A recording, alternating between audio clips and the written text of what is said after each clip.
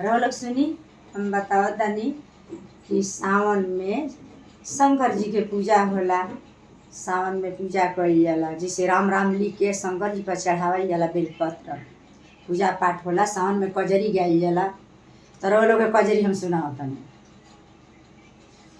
सोने के कांगनावा मजत रही आंगनावा में आई गइलेन हमरो नौरे नियरावा में आई गइलेन हमरो नौरे नियरावा में आई गइलेन अब की नियरावा फेरहु मोर हो बाबा अभिरे बानीना बाबा लड़िका नादानावा अभिरे बानीना बाबा लड़िका नादारे बानीना बाबा दूसरे नियारावा फेरहु मोर हो बाबा अभिरे बानीना बाबा लड़िका नादानावा अभिरे बानीना बाबा